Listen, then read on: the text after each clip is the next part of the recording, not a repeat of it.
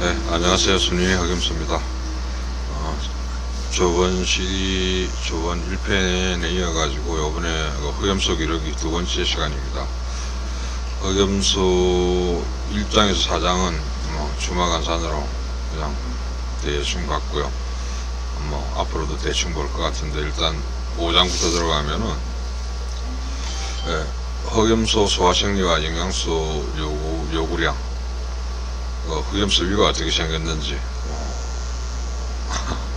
위를 본 사람이 많지는 않을 것 같은데, 하여튼 소하고 거의 비슷하다, 같다, 이런 얘기고, 위가 4개가 있는데, 그 위가 소화할 때 대책임질도 하고, 그런 내용입니다. 루멘 있고, 렉티큘룸, 오메이슨, 아보메이슨, 이런 식으로 있다 이러는데, 그런 게 있다 정도로 생각하면 될 것 같고, 소화 능력에 대해서는 이제 채식 비율이 높고 어쩌고 한다.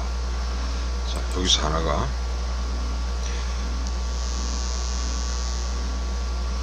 이게 반추위 내 사료 체류 시간이 몇 년, 우리가 말하는 양보다 더 길다라는 얘기가 있고, 그렇습니다. 채식 행동에 대해 갖고 하는 거니까 보고, 염소 TDN이라 그러나, 용량, 요구량, 사사형의 경우에 어떤 건물은 얼마, 조단백질 얼마 있습니다.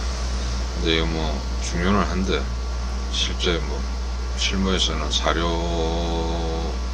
가지고 선택을 하면 되기 때문에 그걸 가지고 따라가는 형태입니다. 그래서 이제 저 같은 경우에는 염소 전용 사료가 처음에 먹이다가 지금은 소 번식 사료를 먹이고 있는 중입니다. 어느 게 맞는지는 솔직히 결과에 대해서 아직 판단하기가 좀 어려운 것 같습니다. 단지 소 사료를 염소에 먹이는 이유는 아무래도 소는 검증이 많이 되어 있으니까 그거에 좀 돈이 약간 단가가 비싸서 그걸 먹이는 게 안 낫겠나 싶어가지고 먹이고 있습니다. 여러 가지 경우들도 있습니다. 돼지 사료, 닭 사료 혼합을 해가 먹인다는 사람도 있고, 아직까지 이거에 대해 가지고 사료가 어느 게 제일 괜찮다라는 어떤 기준이 아직 나온 게 없습니다. 아직 물론 각 전문 농가에는 그런 게 있을 수도 있겠지만, 아직까지 그게 현재까지는 표준화된 게 없는 것 같습니다. 사료를 얼마를 줘야 될 거냐, 이런 식의 내용이 나오고 있는데, 정체량 하고, 이게 보면 사실 이론적으로는 이게 맞을 겁니다. 볏짚 얼마 주고 농구사료는 0.6kg, 0.5kg, 10에서 20kg는 2.5에서 3% 이래 하는데, 실무에서는 현실적으로 그게 안 되니까 사료를 줘가지고 30분이나 1시간 안에 다 먹으면은 한 번에 염소들이 쉬지 않고 다 먹으면은 조금 더 줘가지고 양을 최대한 맞추고는 시행착오를 통해 가지고 적정량을 찾아내고 있는 게 현실입니다. 물론 평균적으로 염소 몸무게의 2%에서 4% 정도를 준다 하는데, 저 같은 경우에는 평균 3%를 계산을 해가지고 보통 줍니다.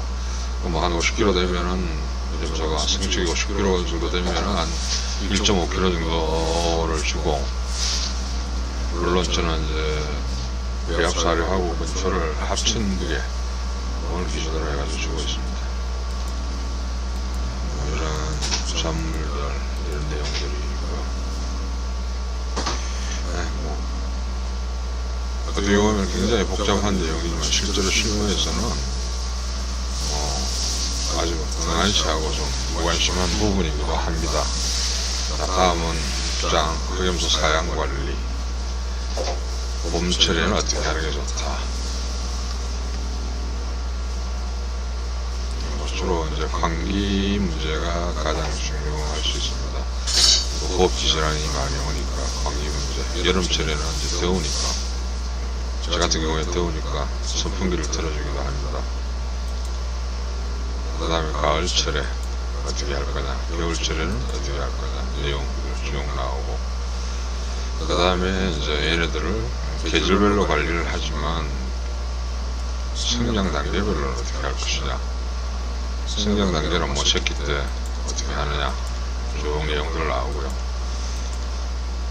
그 다음에 젖대고 난 이유식이, 젖대고 난 다음에 어떻게 할 거냐 뭐 이런 내용들, 젖대고 난 다음에 몸무게 내용들 쭉 나오고, 무게 어떻게 커가는지, 사료 섭취가 어느 정도 되는지의 내용들 쭉 나옵니다.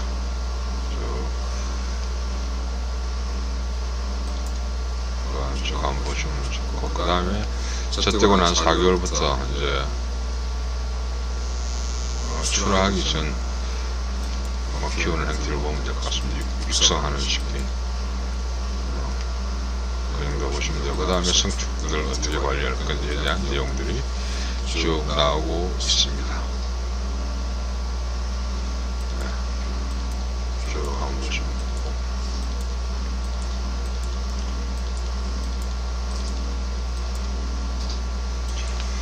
성장 단계별 발육 특성 쭉 한번 보시면 되고, 그러면 사양관리 개선방안 어떻게 해야 될 건가. 그래서 저도 개인적으로는 흑염소를 키우기 전에 흑염소 학교 2군데, 오산 흑염소하고 수암 흑염소 학교를 가가지고 공부를 하고 배웠습니다만, 그때 당시에 이제 개체별 인식표를 부착하고 흑염소 한 마리 한 마리당 넘버링을 해가지고 관리를 해라 이런 얘기가 있었고, 실제 초보 1년차 때는 뭐 지금도 초보지만 1년차 때는 다 남바 관리하고 모든 수치를 엑셀 데이터로 관리를 했습니다. 근데 현재로는 흑염소 마리수가 늘어나니까 이게 현실적으로 관리가 어렵다는 걸 알고 총괄 관리나 전체 관리를 하지 한 마리 개별 관리는 현실적으로 어려운 부분도 실무상에 있습니다. 성장 단계별로 분리 사육하라, 당연한 얘기입니다. 꿀도 잘라주면 좋고요.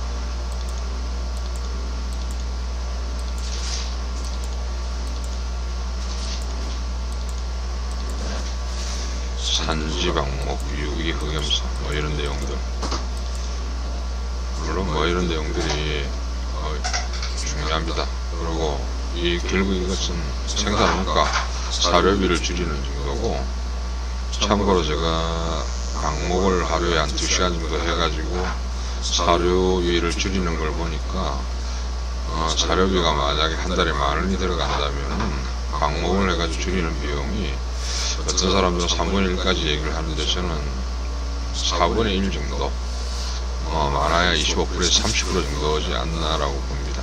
그것도 정말로 그런지 안 그런지는 과학적으로 검증된 바는 없고, 단지 경험적으로 방목을 해갖고 좀 풀을 뜯어 먹었으니 사료를 좀 적게줘도 되지 않겠나 하는 어떤 그런 심리적인 부분이 더 큽니다. 사실 과학적인 데이터나 근거는 현실적으로 지금 현재 없는 걸로 알고 있습니다. 물론 뭐 풀을 생초를 몇 킬로를 먹어야 근초 몇 킬로 먹는 거하고 같은지는 여러 가지 경우에 그게 있고, 저도 조사를 해보고 검토를 해봤는데 그 숫자도 사실은 이 동물이 이 과학적인 숫자로 갖고 자라는 게 아닌 것 같기도 하고, 맞을 수도 있는데 하여튼 그렇습니다. 자, 그 다음에 흑염소를 처음 하시는 분들이 가장 궁금해하는 부분, 흑염소를 살 때 어떻게 해야 되느냐, 어떤 흑염소를 사야 되는가 하는 내용입니다. 또 그런 내용 쭉 보면은 누가 봐도 당연히 그렇게 하는 내용들로 정리되어 있습니다. 그 다음에 이제 흑염소 축사 시설, 축사는 당연히 관리한 사람이 좀 편하게 만들자는 게 축사인데, 사실 이 부분도 처음에 돈이 많으신 분들은 축사를 제대로 만들면은 나중에 편하고 관리하는데 훨씬 편하고, 처음에 돈이 투자비가 적어가지고 축사에 돈을 적게 들이면은 사람 손이 많이 갑니다. 아주 그냥 단순한 이치인데, 그래도 기준은 요 참고사항, 고려해야 될 사항들을 참고를 하면 좋겠습니다. 보시면은 이런 부분이 있고, 이 축사의 종류별로 장단점이 있습니다. 지금 현재 제가 알기로는 가장 싸게 먹히는 게 뭐 울타리치거나 아니면은 하우스식으로 하는데, 하우스식의 경우에는 뭐 평당 기준으로 한 10에서 15만원 정도 들어가고, 그 다음에 HBM을 넣어가지고 2층 축사를 지으면은 평당 한 80에서 한 100만원 정도 잡아야 됩니다.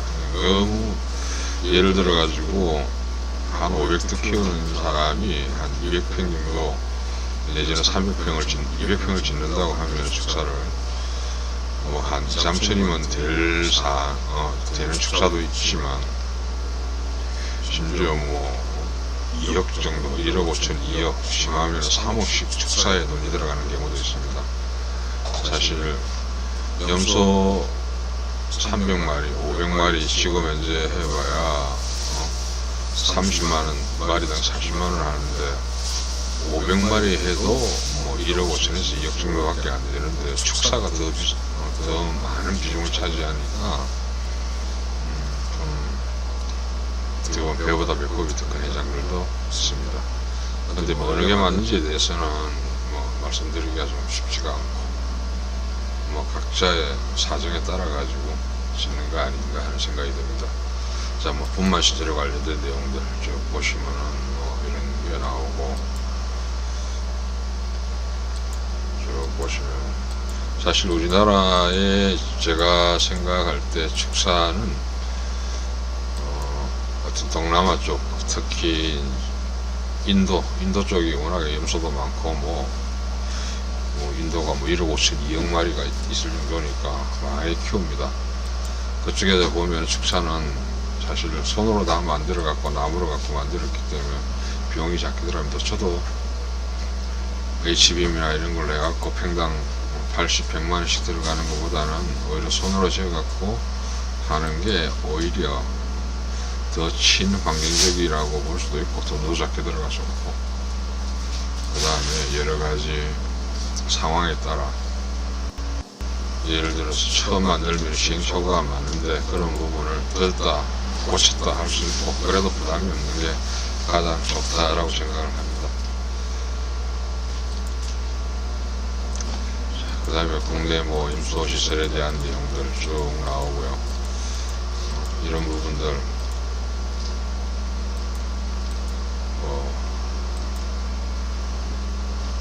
여기 나오는 식의 고상식 축사, 쉽게 2층 축사로 생각하고 2층에 엽서를 키우고 1층에는 똥이 똥이나 오줌이 내려오면은 나중에 치우기도 편하고, 어떤 그런 측면이었던 것 같습니다. 자, 그럼 여기까지가 일단 염소 축사에 대한 부분인데, 사실 여기서 이론적이거나 실질적인 부분은 참고로 하셔가지고 공부를 하면 되고요. 더 중요한 것은 사실 축사를 지을 부지, 땅을 어떻게 구입하고, 축사를 지을 때 지금은 허가가 나는지 안 나는지, 그 다음에 그러면 축사 허가 받으려면 어떻게 해야 되는지, 뭐 이런 부분, 부동산적인 문제가 있습니다. 그런 부분은 제가 다음 기회에 별도로 한번 정리를 했다가, 축사 인허가 쪽, 예를 들어서 뭐 저번에 말씀드렸던 필요가 없는 부분, 울타리만 쳐도 되는 게 있는데, 실제로 하려고 하면 이제 축사를 정상적으로 제대로 지어가지고 가두리 방식으로 보통 키우니까, 그런 부분을 위해 가지고 지금 부동산 관련된 인허가,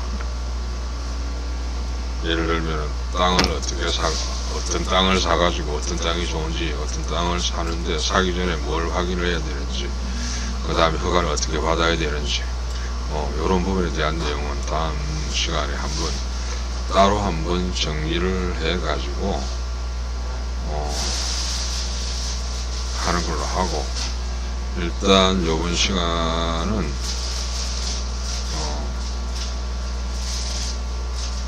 7장까지 아직 그냥 페이지만 한번 넘겨봤습니다.